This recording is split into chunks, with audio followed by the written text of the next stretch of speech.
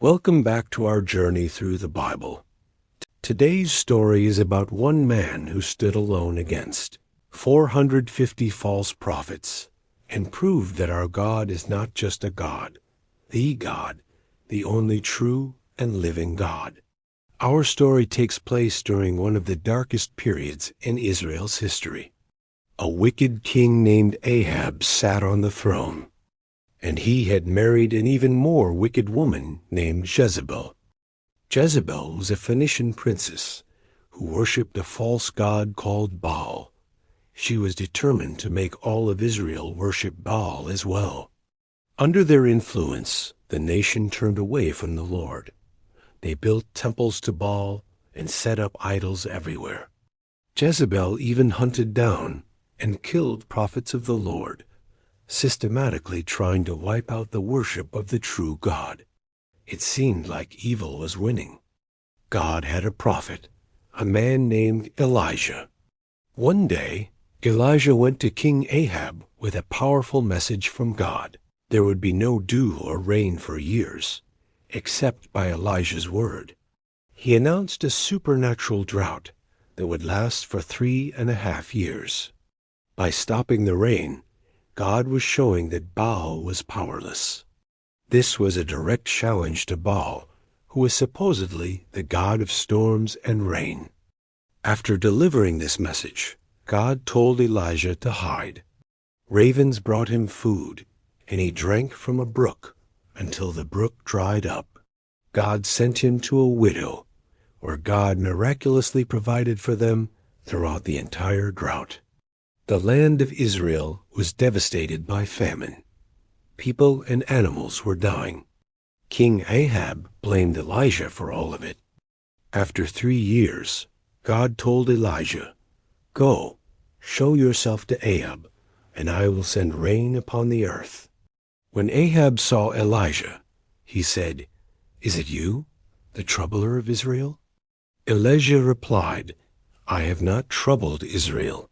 You have abandoned the commandments of the Lord and followed the Baals." Elijah issued a challenge: gather all the people of Israel at Mount Carmel and the 450 prophets of Baal. The ultimate showdown. One prophet of the Lord against 450 prophets of Baal, with the entire nation watching. The people gathered at Mount Carmel. Elijah stood before the crowd. "How long will you go limping between two different opinions?" The people were silent. Elijah was forcing them to choose. "You can't serve two masters. I am a prophet of the true Lord, willing to challenge 450 of Baal's prophets. We will take 2 bulls, place each bull on a different fire pit without lighting the wood. You call upon the name of your God, and I will call upon the name of the Lord. The God that answers with fire to the pit is God." The people agreed. The test was simple. Whichever God sent fire from heaven to consume the sacrifice would be the true God. Elijah let the prophets of Baal go first. From morning until noon, they cried out, "O Baal, answer us." They danced and shouted around their altar, but nothing happened. At noon, Elijah started mocking. "Cry loud, for he is your God." He was sarcastically suggesting that maybe Baal was busy thinking, or using the bathroom, or traveling, or just taking a nap. So the 450 prophets of Baal cried louder. They cut themselves with swords and lances until blood gushed out. They raved on for hours. Baal was silent because Baal was nothing. Elijah had all the people come near.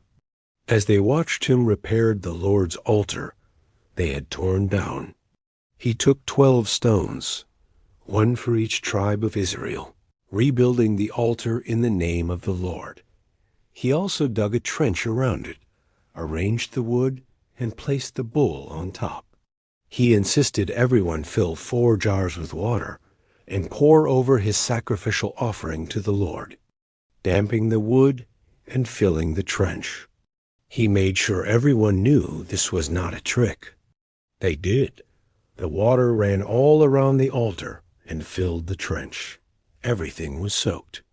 There was no way this could naturally catch fire.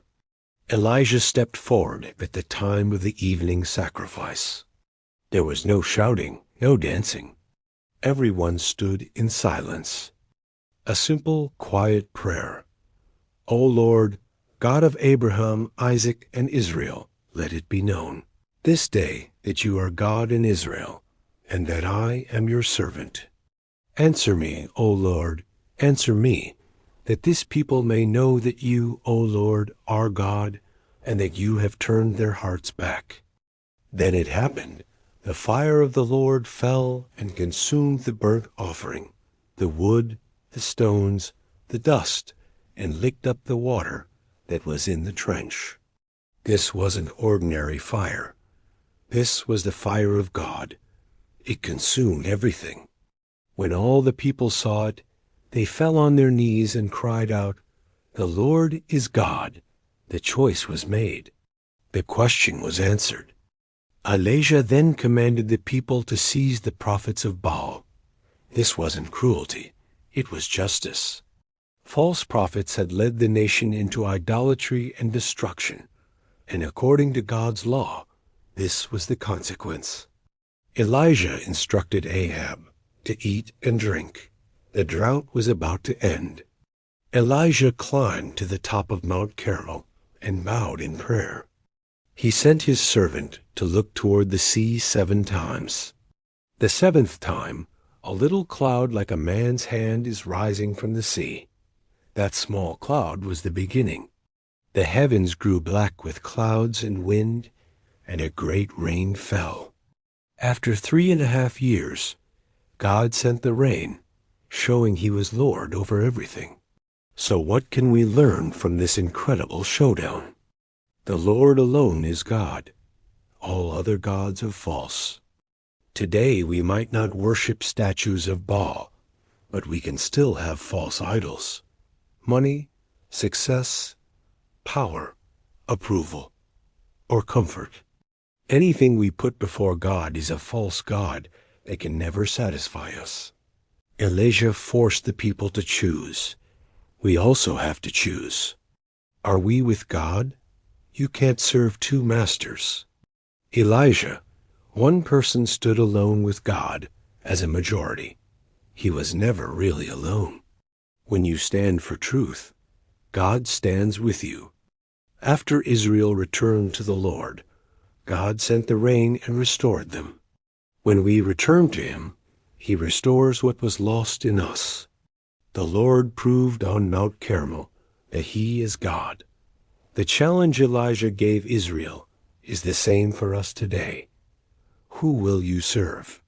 Will you choose him? Thanks for watching. If this story encouraged you, please like this video and subscribe for more. We'll see you in the next one.